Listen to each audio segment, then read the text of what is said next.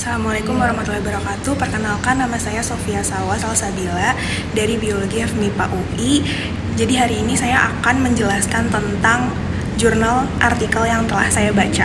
Artikel ini berjudul Detection of Marker Associated with CTC in Colorectal Cancer in Mononuclear Cells of Patient with Inflammatory Intestinal Disease oleh Bourne dan kawan-kawan.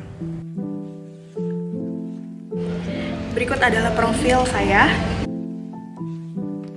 IBD atau Inflammatory Bowel Disease adalah peradangan usus yang merupakan peradangan kronis yang tidak menular di saluran pencernaan. IBD ini dikaitkan dengan peningkatan kasus kanker kolorektal karena adanya peradangan usus yang berkelanjutan. Penyakit IBD ini mengalami kenaikan di satu dekade terakhir, sekitar 6,8 juta kasus global di tahun 2017.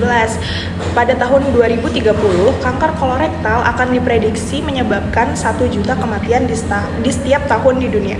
Umumnya dalam mendeteksi biomarker digunakan liquid biopsy, seperti enumerasi dan karakterisasi CTC dari sampel darah.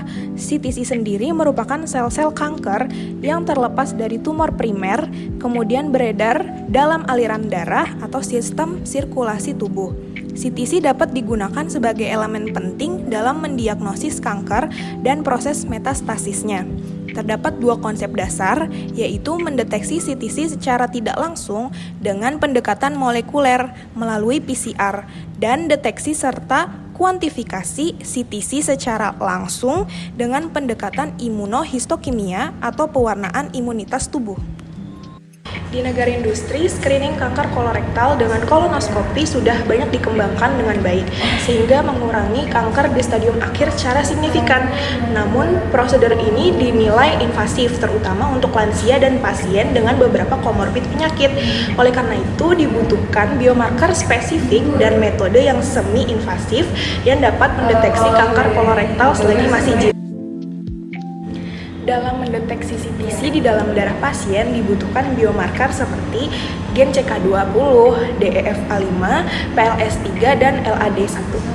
Berikut ini adalah metode yang Bourne dan kawan-kawan lakukan dalam mengisolasi dan mendeteksi gen pada CTC, yaitu yang pertama dilakukan preparasi dan pengumpulan sampel darah pasien, yang kedua dilakukan isolasi RNA dan digunakan metode semi-kuantitatif qPCR, dan yang terakhir adalah setelah data terkumpul kemudian dilakukan analisis secara statistik. Pertama, preparasi dan pengumpulan sampel darah pasien. Sampel diambil dari 98 pasien kanker kolorektal, 64 pasien IID atau radang usus, dan 40 donor sehat. Sampel darah kemudian diambil 20 mili sebelum operasi lalu dimasukkan ke dalam lithium heparin. Sampel darah dipindahkan ke tabung Vicol Hypak kemudian disentrifugasi. MNC atau mononuklear cell diisolasi dan dicuci dengan PBS kemudian dilisiskan. RNA selanjutnya diperoleh dan dipreparasi di dalam reagen RNA pure. RNA disimpan pada freezer dengan suhu minus 80 derajat Celcius. Tahapan kedua yaitu isolasi RNA dan semi-kuantitatif RT-qPCR. RNA yang telah berhasil dilisiskan, RNA pure kemudian cDNA disintesis. cDNA disintesis dengan reverse transcription sebanyak 3 mikrogram dari total RNA. qPCR dirunning dengan volume total sebanyak 20 mikroliter pada 96 well plate. Masing-masing sampel dilakukan 3 kali pengulangan, kemudian ekspresi gen CK20, DEFA5, LAD1, dan PLS3 dianalisis dengan real time, kemudian dikalkulasikan. Dilanjutkan penggunaan metode Delta CT pada software step 1. Tahap terakhir adalah analisis statistik, menggunakan software SPSS, uji T, uji distribusi normal dengan Shapiro-Wilk, uji Mann-Whitney-U, analisis sampel ANOVA 1 faktorial, uji Kruskal-Wallis, dan analisis dengan kurva ROC. Berikut ini adalah data perolehan yang didapat. Diketahui bahwa dari 98 orang pasien kanker kolorektal, ekspresi gen PLS3 dan LAD1 pada CTC paling tinggi, yaitu 30%. Pada 64 orang pasien IID diketahui bahwa ekspresi gen PLS3 dan LAD1 juga tinggi, yaitu 30%. Berikut ini data lengkapnya. Arti tanda plus adalah deteksi PCR positif, artinya setidaknya 1 dari 3 replika ekspresi marker terdeteksi. Tanda minus atau 0 artinya terdeteksi PCR negatif.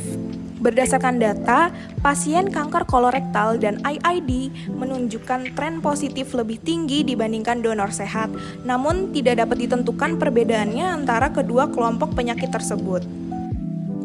Gen DEF-A5 dan PLS3 diusulkan sebagai biomarker prognostik untuk memprediksi kanker kolorektal pada tahap awal.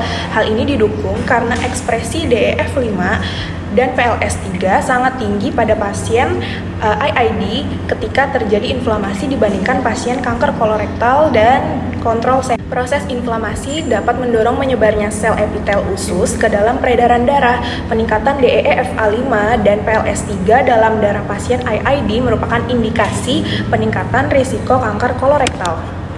Kesimpulan dari artikel ini adalah gen DEF-A5 dan PLS3 dapat dijadikan biomarker dengan spesifisitas dan sensitivitas yang baik untuk deteksi kanker kolorektal bahkan untuk tahap awal.